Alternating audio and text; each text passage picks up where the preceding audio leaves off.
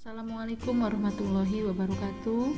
Bapak Ibu guru semuanya, pada kesempatan ini saya akan menyampaikan aksi nyata dengan topik Merdeka Belajar.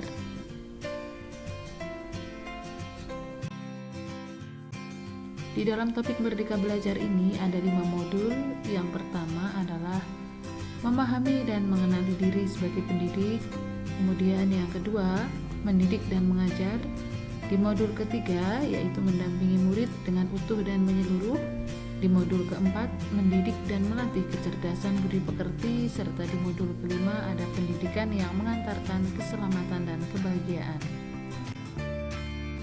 Di modul yang pertama, yaitu mengenali diri dan perannya sebagai pendidik, adapun tujuannya yaitu bagaimana memaknai dan menghayati pribadi kita sebagai manusia yang merdeka untuk terus belajar. Apa itu manusia merdeka? Manusia merdeka adalah manusia yang hidupnya bersandar pada kekuatan sendiri, baik lahir maupun batin, dan tidak bergantung kepada orang lain. Lalu bagaimana pendidikan menurut Ki Hajar Dewantara? Pendidikan menurut Ki Hajar Dewantara yaitu menuntun segala kekuatan kodrat yang ada pada anak-anak. Mengapa? Agar mereka dapat mencapai keselamatan dan kebahagiaan yang setinggi-tingginya.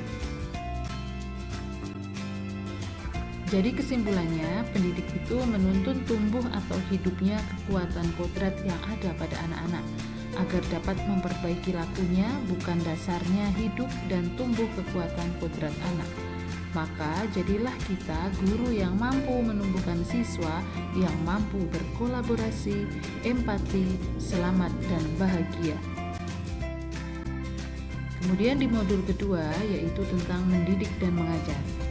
Pendidikan adalah menaburkan benih-benih kebudayaan yang hidup dalam masyarakat sekaligus sebagai instrumen tumbuhnya unsur peradaban. Lalu pengajaran adalah suatu cara menyampaikan ilmu atau manfaat bagi hidup anak-anak secara lahir maupun batin.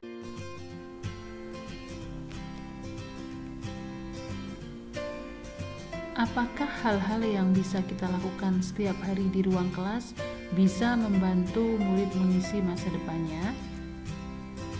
Jika di masa saat sekarang ini kita masih menerapkan sistem pendidikan di zaman kolonial Belanda yang hanya berfokus pada orientasi kognitif, hal ini menyebabkan perkembangan sosial emosional murid terabaikan. Jadi perlunya menggagas sebuah sistem pendidikan menurut Ki Hajar Dewantara, yaitu dengan sistem Among yang meliputi Ingarso Sungtulodo, Ingmadyo Mangunkarso, dan Tutwuri Handayani.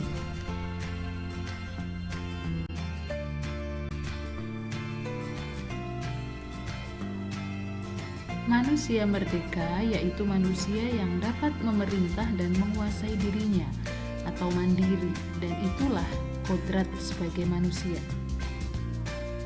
Pendidik berperan dalam membantu murid memenuhi kebutuhan lahir dan batin. Pendidikan atau tuntunan seyogyanya mampu memberikan didikan lahir maupun didikan batin. Sedangkan pendidikan sendiri yaitu meliputi pendidikan budi pekerti. Dan pendidikan budi pekerti itu meliputi 4 macam, yaitu ada olah cipta, olah karsa, olah rasa, dan olahraga. Di modul ketiga ada mendampingi murid dengan utuh dan menyeluruh.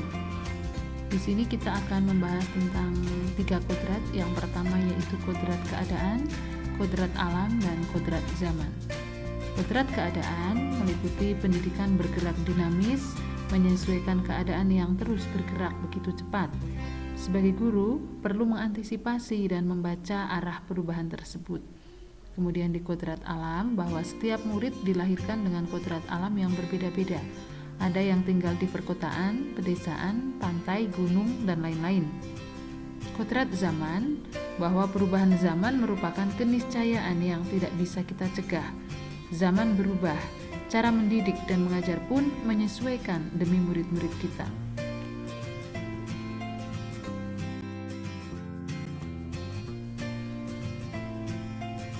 Asas Trikon dianggap menjadi jawaban yang tepat menuju pembelajaran yang berpihak kepada murid dengan Trikon meliputi continue, konvergen, dan konsentris.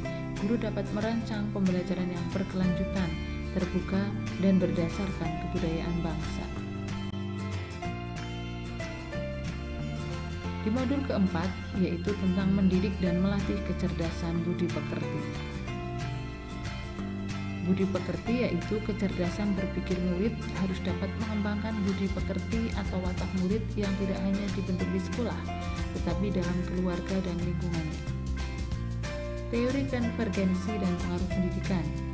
Ki Hajar Dewantara tidak serta-merta menggunakan teori-teori barat dalam pendidikan nasional. Beliau dengan cermat mengidentifikasi teori-teori yang sesuai dengan kepribadian bangsa. Bagian biologis yang tidak dapat berubah yaitu rasa takut, rasa malu, rasa kecewa, rasa iri, rasa egois, rasa berani, dan segala perasaan dan jiwa manusia. Di modul kelima, kita akan membahas tentang pendidikan yang mengantarkan keselamatan dan kebahagiaan. Pendidikan sejatinya dapat mengantarkan murid untuk keselamatan dan kebahagiaan.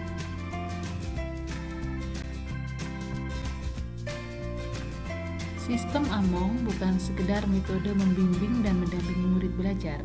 Lebih dari itu, sebagai guru, kita diharapkan memiliki mindset Among terlebih dahulu sebelum mempraktikkan metode Among.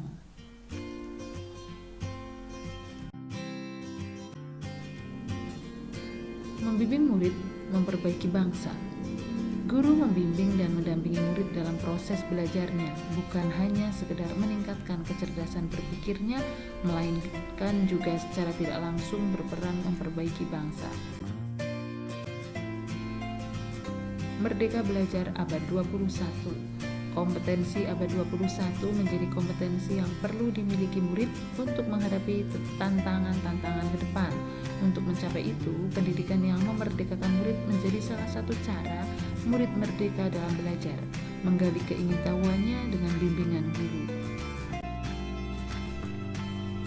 Yang terakhir yaitu peran keluarga, sekolah, dan masyarakat. Kita sepakat bahwa pendidikan bukan hanya tanggung jawab guru di sekolah, perlu kerjasama dan kolaborasi antara keluarga, sekolah, dan masyarakat mewujudkan lingkungan pembelajaran yang optimal bagi murid. Demikian penyampaian aksi nyata dari saya. Terima kasih.